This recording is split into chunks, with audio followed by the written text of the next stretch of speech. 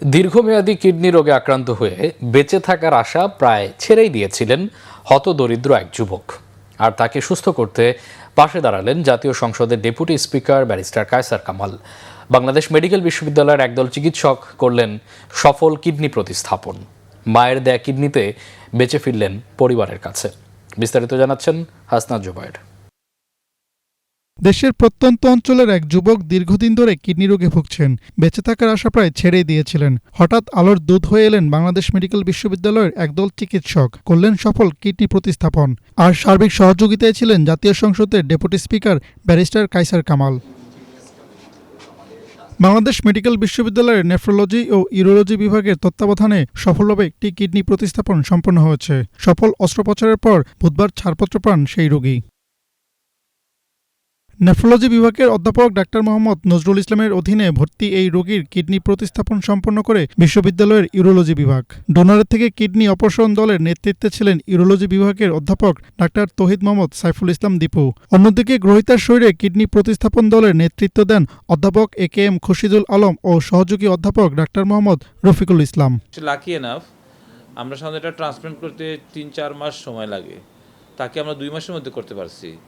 এর কারণ হচ্ছে কি, তার মা খুব ফিট ছিলেন, অসুস্থ ছিলেন না, আর যে আইনি সব কিছু খুব তাড়াতাড়ি হয়েছে। আর আমাদের একটা ধারণা যে কিডনি ট্রান্সপ্লান্ট করে দেওয়া মানে আমি ভালো হয়ে গেলাম, আর না, কারণ তখন ইউরিন আউটপুট হয়, তার সব কিছু স্বাভাবিক হয়ে যায়।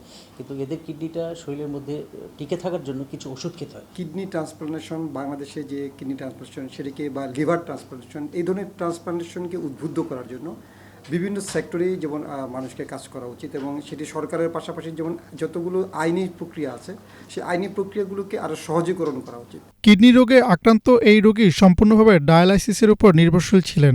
এর ব্যয় বহন করা রোগী ও তার পরিবারের জন্য প্রায় অসম্ভব হয়ে পড়ে। পরে রোগীর মায়ের আকুতিতে বর্তমান জাতীয় সংসদের ডেপুটি স্পিকার ব্যারিস্টার কায়সার কামালের সহায়তায় কিডনি প্রতিস্থাপনের জন্য এবছরের 22 জানুয়ারি বাংলাদেশ মেডিকেল বিশ্ববিদ্যালয়ে ভর্তি হন এই রোগী। মহান আল্লাহ রাব্বুল আলামিনের দরবারে শুকরিয়া জ্ঞাপন করছি যে সাকসেসফুলি ট্রান্সপ্লান্টেশনটা হয়েছে। এই হসপিটালের অত্যন্ত দক্ষ এবং অভিজ্ঞ সার্জন যারা আছেন, চিকিৎসক যারা আছেন, তাদের প্রতি আমি আমাদের এলাকাবাসীর পক্ষ থেকে কৃতজ্ঞতা জানাচ্ছি এবং ধন্যবাদ জানাচ্ছি।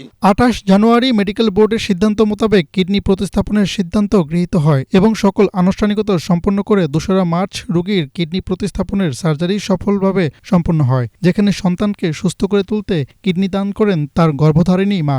যখন আমার ছেলে কিডনি নষ্ট হয়ে গেছে, আমি নিজেই বলছি আমার রক্ত চেক আপ কর, যদি মিলে আমি নিজেই দিব।